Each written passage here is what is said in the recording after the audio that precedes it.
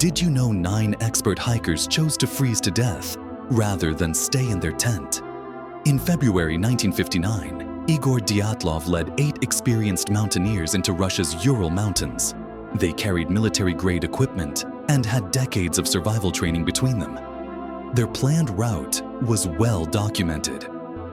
Return date, February 12th. When they didn't come back, search teams found their campsite 3 weeks later.